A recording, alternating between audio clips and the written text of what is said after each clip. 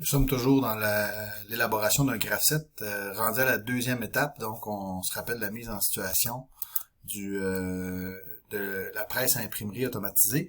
On a terminé de monter le graph-set niveau 1. On a intégré dans ce graph-set-là la présence d'un compteur, puisqu'on veut qu'après un certain nombre d'étampes, on veut pouvoir utiliser un nettoyeur de tampons.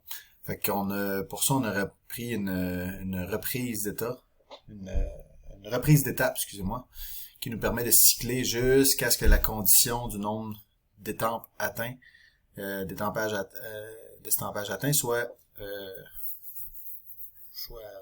atteint. Donc, de quoi aurait l'air maintenant la partie opérative? On doit faire un choix des technologies. Pour ce faire, moi j'ai déjà créé la partie opérative. Donc, je vous la présente. La matrice d'estampage, j'ai pris comme technologie un vérin double effet. Avec, étant donné que le vérin double effet, il y a assurément un distributeur 5.2. Et le distributeur 5.2 pourrait être monostable, bistable. Dans le cas qui est là, j'ai pris un bistable pour me permettre de faire mes deux actions au moment souhaité. Mais dans les faits, que ce soit monostable ou bistable, c'est réalisable sans problème. Tout ce qu'il faut, c'est adapter la programmation du graph-set en conséquence. Donc, il y a une possibilité que le graph-set niveau 1 et le graph-set niveau 2 aient certaines différences en fonction doivent être réajustées en fonction du choix du choix technologique. Alors, ma matrice d'estampage, c'est mon vérin double effet. J'ai un capteur de début de course et de fin de course pour me permettre de confirmer que les positions sont atteintes. J'ai également mon nettoyeur de tampons. Donc, le nettoyeur de tampons ici, c'est un actuateur simple effet. Donc, nécessairement un distributeur 3.2. Dans le cas qui est là, le 3.2 est toujours monostable. En fait, on pourrait le mettre bistable. Pas trop d'intérêt. En même temps, ça nous force à utiliser différentes approches de programmation. J'ai encore une fois un capteur de début de course et j'ai mis le capteur de fin de course juste pour des faits de représentation. Là, je l'ai juste basculé. Mais je me suis organisé qu'il soit bien dans la course. Donc ça, c'est le choix des choix technologiques pour ce qui est des actuateurs. Pour les faire apparaître, bien entendu, j'ai chargé ma bibliothèque, groupe d'actionnaires, puis j'ai été chercher mon 3.2 monostable ici et le 5.2 bistable juste ici. Quand vous les amenez, ils sont groupés.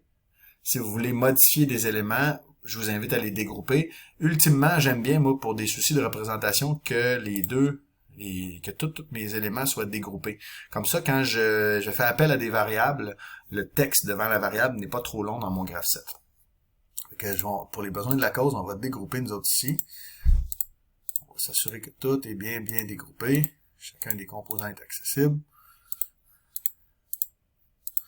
Donc, chacun des composants est disponible. Ensuite de ça, qu'est-ce que j'ai d'autre dans mon interface? Vous vous souvenez que dans mon graph-set, on avait besoin d'un voyant vert allumé. Fait que, au lieu d'avoir un voyant vert de base, comme on a l'habitude d'avoir, j'ai juste été chercher des boutons de panneaux de contrôle un peu plus cute. Comment j'ai fait pour aller les chercher? J'ai été dans la librairie générique, puis en bas complètement, synoptique et panneaux de contrôle. Quand vous allez dans synoptique et panneaux de contrôle, vous avez une panoplie de choix. Fait que j'ai pris mon bouton poussoir ici, et un peu plus bas, j'ai pris un témoin lumineux ici. Fait que je les amène tout simplement ici. L'intérêt d'avoir un témoin lumineux ici, c'est que je peux le lier directement. Vous allez le voir à la quatrième partie quand on va identifier les transitions. Donc, j'ai été chercher mes différents éléments que j'ai intégrés ici. Si on se rappelle, ce qui est prévu à la deuxième étape, créer la partie opérative, c'est fait. J'ai intégré chacun de mes composants. Un élément que j'ai oublié de vous mentionner. Ici, j'ai ajouté un bouton poussoir qui fait office d'un capteur. C'est mon fameux capteur pièce détectée. Fait que moi, je vais le cocher manuellement. Donc, quand je vais l'enfoncer, ça va être mon signal qui va me dire qu'il y a vraiment une pièce en place. Donc, on va pouvoir décoller. J'ai mon bouton départ de cycle, ma pièce qui va être détectée, mon témoin lumineux et le reste de toute ma partie opérative, qui est, soit dit en passant, déjà alimentée avec mes sources pneumatiques. Donc, ce qu'il nous reste à faire, c'est d'identifier les alias de tous les composants qui serviront à la variable d'entrée à la partie commande. Donc, tout ce qui va me permettre de faire mes transitions dans mon graph7.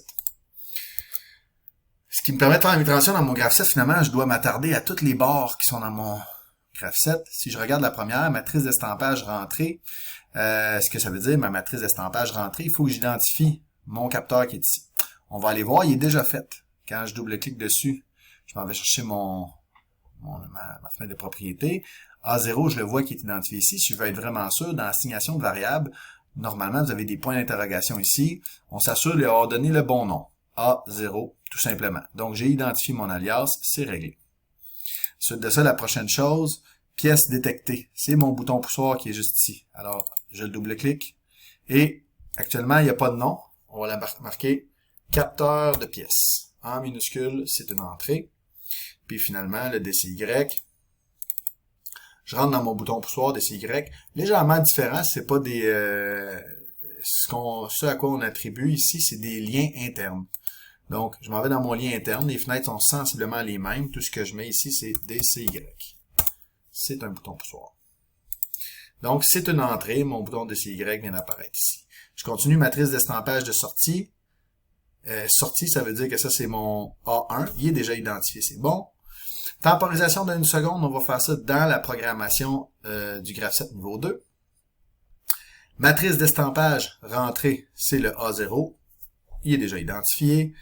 Nombre d'estampages atteints et nombre d'estampages non atteints. Encore une fois, c'est des compteurs qu'on va définir dans la partie graph7. Donc, ce n'est pas dans la partie opérative.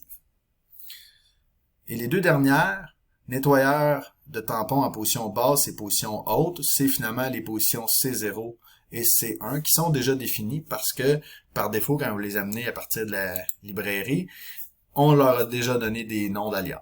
Donc, la deuxième partie est faite. Si on se rapporte aux notes de cours, on a identifié dans la partie commande les alias pour les variables d'entrée. Quant à la sortie, aux éléments de sortie, donc les actions, c'est-à-dire les solénoïdes et compagnie, on les identifie pas de suite. On va le faire après les avoir créés dans le graph7 de niveau action. Donc, on aurait terminé la deuxième étape de réalisation de la partie commande.